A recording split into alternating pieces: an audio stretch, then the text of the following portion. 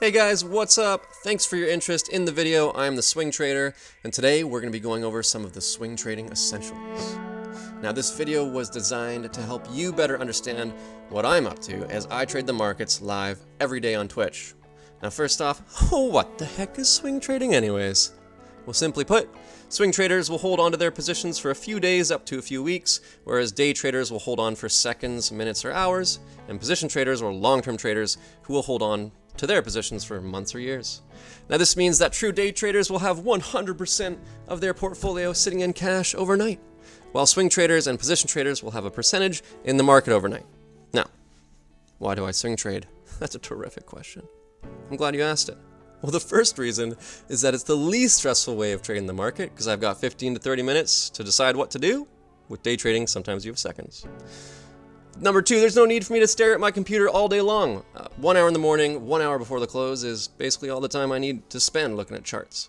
And number three, my cash isn't tied up in long-term buys, so I'm more nimble and I can capture the fastest, trendiest, hottest stocks, basically. So let's get into it. Drum roll, please. The absolute gotta knows. What are they? Tell us. Well, we gotta know stuff about candlesticks and charts.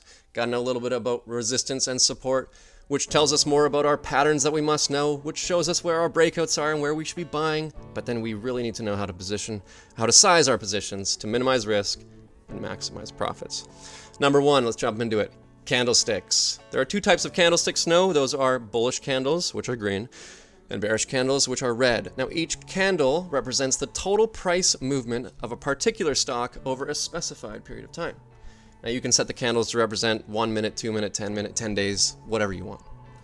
The colored part of the candle is called the body. Now, bullish candles have green bodies because the closing price of that stock is above the opening price, meaning this stock could have opened at 10 cents, closed at 12, that's an upward price move, so the body is green.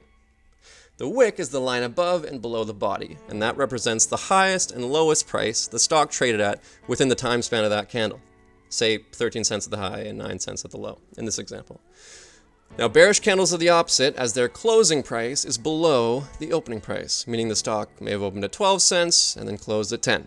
A downward price move, so the body is red. Now that we know a little bit about candles, let's jump into charts. I use tradingview.com to see my real-time quotes because it's free, and that's epic, and you should use it too if you want. Now we're looking at more of a day trader's perspective on the SPY. That's the SPY, because you can see the 1M that shows us that we're looking at 1 minute candles. And then don't forget, you got to also notice down at the bottom here, this is showing us volume traded per candle, and we'll get into the importance of that later on, but definitely something to notice. You'll notice that the candle that traded the most was right the last minute candle of the day there. That was everyone getting their last trades in before the long weekend hit. So let's look at the SPY now from a 15-minute chart candle, shown here by the 15M. This is what we swing traders look at it. My God, do we love these 15-minute charts. These are money. Now notice how the last candle of the day is not nearly as dramatic on the 15-minute chart as it was on the 1 minute. This is important to note. We'll get into those reasons live on Twitch. Okay, finally, let's look at the SPY, but on the daily chart, you'll see here the time frame is set to D. That means every candle represents 1 day's trading activity. What is the SPY, though? A lot of people might not know.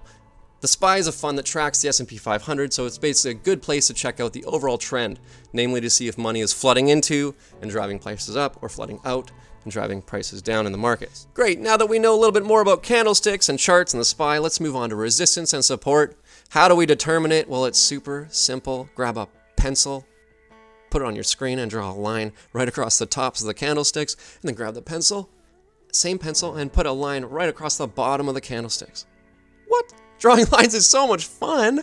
Yeah, or it was, until COVID showed up, then sent the market into a complete new pencil, down, new trend down. But the market did reach a bottom, and ever since has rallied into a bullish trend, which again you can see by drawing your resistance and support lines. The market has passed the previous high before COVID hit and continues to move upward, which is great news for the bulls. How about those bulls? What is a bullish trend? Well, a bull market or bullish trend is one where there is optimism in the air and prices are going up, and a bear market is when there is pessimism in the market or the air and the prices are going down. Okay, all right, back to the charts. Here's a 30-minute view of Microsoft where we can see there was a bullish trend happening here, followed by a bearish trend taking place right thereafter. You're getting so good at this. Okay. Now that we know how to draw resistance and support lines, we can easily spot some must-know patterns. These are the infamous flag pattern, the koi pennant pattern, the ascending triangle, the symmetrical triangle, and the dreaded descending triangle. Now, get to know these shapes. These are very important to us because when we see breakouts happening from these patterns, well, there it is. These are buy signals. It's a bit off in the timing. Well, except for this guy, he's a bit of a sell signal. Now, the only validating piece we need to execute our buy is significant volume on the breakout candle. Number 5, position sizing. I said this one was important, guys. Understanding this part is the difference between saying, I'm going to buy $1,000 worth of Tesla versus I'm going to risk $100 on Tesla. Who sounds cooler there? Okay, because profitable trading is all about understanding and accounting for our downside. We plan our losers and we let our winners grow. Let's take an example. Let's take a little known company called GameStop, trading here at around $40 back in mid-January 2021. This would be before the meteoric rise. What do? We start by drawing our resistance and support lines where we see that type of ascending triangle pattern forming. And wait, what's happening here?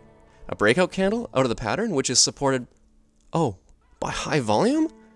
Okay, buying this. So, how do we do this? Well, our buy price is at $42.30. And we will place our stop loss at the inflection point low before the breakout move. That's around $35.58. Whoa, what's a stop loss? A stop loss is basically an instruction you give to your brokerage or your phone or whatever you're trading on to sell your entire position if the stock hits a certain price or lower. So don't worry about it. You're safe at that price. Doing the math, we take our entrance price, we minus our stop price, that gives us our risk per share. Meaning if you bought one share at $42.30 and you place a stop at $35.58 and the stock dropped below then, you would have only lost $6.72. In this example, we're comfortable with losing $100 on the trade, our risk appetite, if you will. So we divide our risk per trade by our risk per share, and that will give us how many shares we should be buying at this price. 15. 15 shares of GameStop? Right before it goes to hundreds? Sign me up. Well, now you know a little bit more about what I do and why I do it. So come on out, join me every weekday on Twitch as I trade my portfolio live. I'll also be happy to go over other swing trading strategies and answer any questions you got. So the markets are hot right now. I repeat, the markets are hot. So let's get some gains. No point in being on the sideline. Please like, subscribe, do whatever people do on these videos, because I'm going to have a few more coming out as time goes by. Oh, it got so dark.